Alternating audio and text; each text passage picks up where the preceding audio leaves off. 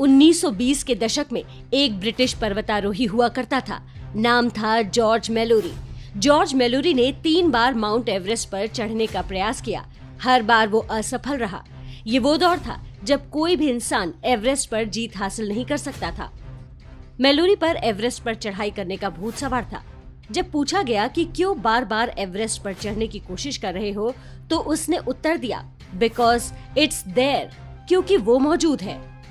भारत और सनातन सभ्यता को लेकर मुसलमानों को जो कीड़ा काटता रहता है, उसे इसी नजरिए से देखना जरूरी है। इस्लाम दुनिया को 2 विरोधी खेमों में देखता है, दारुल इस्लाम और दारुल हर्ब। पहला खेमा अल्लाह के आगे सर झुकाता है और दूसरा खेमा उनके अल्लाह को नहीं मानता।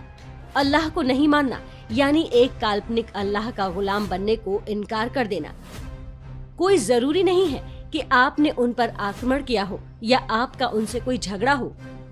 ये एक तरफा सिद्धांत है। यहाँ हिंसा की धमकी को ही दैवी आदेश बता दिया गया है। अंग्रेजी की एक कहावत है, a lie can be maintain only through violence, अर्थात झूठ को सत्य की तरह प्रचारित करने का एकमात्र तरीका हिंसा और जोर जबरदस्ती है। भारत और पाकिस्तान के मुसलमानों पर ये बात सबसे अधिक लागू होती है। पाकिस्तान को बनाने के लिए जिन्होंने वोट दिए, वो कभी पाकिस्तान गए ही नहीं। अपने वोटों से उन्होंने काफिरों की जमीन तोड़ ली। अल्लाह की किताब के अनुसार उन्हें सवाब यानी पुण्य मिलेगा। अब और जमीन तोड़ने के लिए उन्हें वोटों के साथ बेटों की भी जरूरत थी, तो पूरा जोर आबादी बढ़ाने पर है, चाहे लोगों को बहला फुसलाकर, पैसे देकर या अपनी औरतों को बच्चे पैदा करने की मशीन में बदलकर। माउंट एवरेस्ट एक पर्वत है, वो अपनी जगह स्थिर और अचल है। उसने कई साल तक किसी पर्वतारोही को अपने माथे पर नहीं चढ़ने दिया, लेकिन जैसे ही सुविधाएं मिलती गई, एवरेस्ट पर पहुंचने वाले पर्वतारोहियों की कतार लग गई।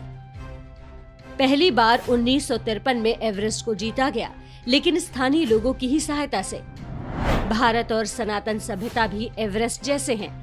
अब्राहमिक समाजों के लिए भारत एक चुनौती की तरह है, जिसे जीतना उनके लिए अपने ईश्वर का आदेश है। इसके लिए वो कुछ भी करने को तैयार हैं। छल, कपट और हिंसा सब जायज है। जब से इस्लाम और ईसाई मजहब पैदा हुए हैं, वो लगातार इस एवरेस्ट पर जीत पाने के प्रयास में जुटे हैं। प्रश्न भारतीय समाज से है, क्या हम इन प्रयासों और उनकी गंभीरता को समझ पा रहे हैं?